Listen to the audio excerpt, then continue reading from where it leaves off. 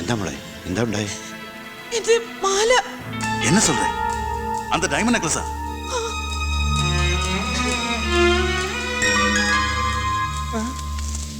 ஓ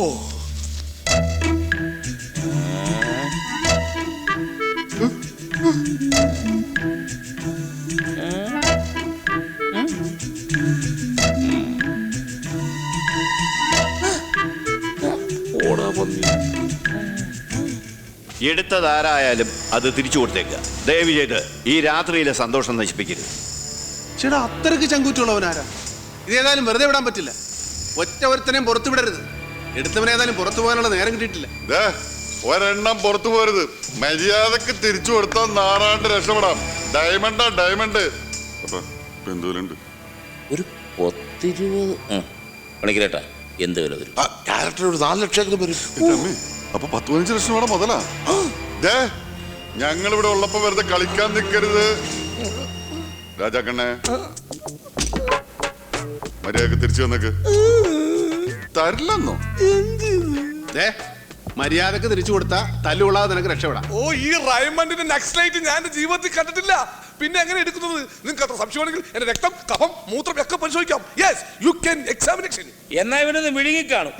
വിഴുങ്ങിന്ന തൊമ്മനങ്ങൾ അത്ര സംശയമാണെങ്കിൽ നാളെ പറമ്പില് നമുക്ക് ഒരുമിച്ച് വിലക്കിരിക്കാം. എനിക്കൊരു കമ്പനി ആവുമല്ലോ. വൃത്തികെട്ടവൻ.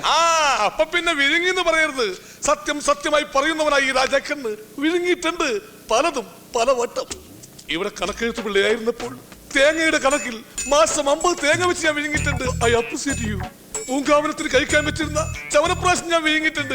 എനിക്കതൊരു മനപ്രയാസമില്ല കുട്ടി. തേവർക്ക് കഴിക്കാൻ വെച്ചിരുന്ന വെള്ളലുവി ഞാൻ വിഴുങ്ങിയിട്ടുണ്ട്, തൊണ്ട കെട്ടിട്ടുണ്ട്. അതൊക്കെ ഞാൻ ക്ഷമിക്കുന്നു. പക്ഷേ ഈ റൈമണ്ട് നെക്സ്റ്റ് ഞാൻ വിഴുങ്ങിയിട്ടില്ല. നിന്റെ പോക്കറ്റ് എന്താ മുഴച്ചിരിക്കുന്നത്? ഒന്നുമില്ല. നോക്കട്ടെ. ഗുളിക. എന്തിന്റെ? പ്രമേഹത്തിന്റെ. ഇത് ആഹാരത്തിന് മുമ്പും ഇത് പിമ്പും. ജിലേബിയാ? എന്നാ പിന്നെ എല്ലാവരെയും ഇനി പരിശോധിച്ചേ പറ്റൂ. അതെ, ആരും കുറ്റം സംഭവിക്കാത്ത നിലയ്ക്ക് എല്ലാരും പരിശോധിച്ചിട്ട് വിട്ടാ മതി. അത് ഞങ്ങൾ തന്നെ ആയിക്കോട്ടെ. അത് വേണ്ട, ജോലിക്കാരെ മാത്രം മതി. മാപ്പിളയും കൂട്ടരും ഇങ്ങോട്ട് മാറിയെന്നുള്ളൂ. എന്നാലും ജോലിക്കാർ കഴിഞ്ഞാൽ പിന്നെ പുറത്തുള്ളവർ ഞങ്ങളാ. നോക്കുമ്പോ എല്ലാരെയും നോക്കണം. ഞങ്ങൾക്ക് അതിൽ യാതൊരു വിഷമവും ഇല്ല. ഉള്ളിന്റെ ഉള്ളിൽ പോലും ഒരു സംശയത്തിന് ഇടയുണ്ടാകരുത്. അതുകൊണ്ടാ. അതെ, പന്തി പക്ഷാഭേദം പാടില്ലെന്ന് എല്ലാരും നോക്കണം. ഞാൻ തന്നെ തുടങ്ങാം. ദേ കണ്ടോ, എന്റെ പോക്കറ്റിലൊന്നുമില്ല. ദേ കണ്ടോ, ഒന്നുമില്ല. ദേ ഇവന്റെ പോക്കറ്റിൽ. ദേ കണ്ടോ, ദേ ഒന്നുമില്ല. കണ്ടോ, ദേ ഇതേ ഇവന്റെ പോക്കറ്റിൽ.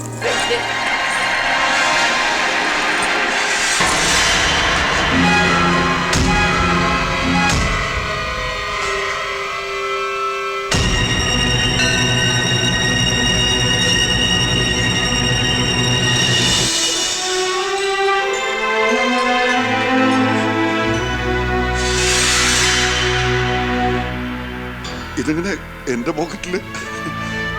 ഞാനല്ല. അപ്പ സത്യമായിട്ട് ശിവ, ഇതാരും മനഃപൂർവ്വം. അപ്പനാണ്, ഞാനല്ല.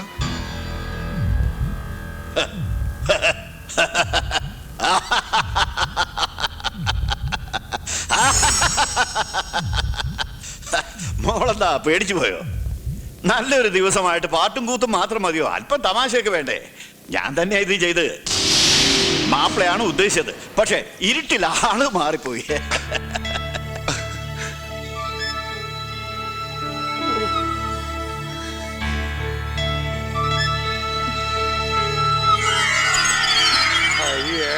Best comedy. ദേവാരയ്യ ഇത്രയും വലിയ തമാശക്കാരനാണ് ഞങ്ങൾ വിചാരിച്ചതേ ഇല്ല, അല്ലേപ്പാ?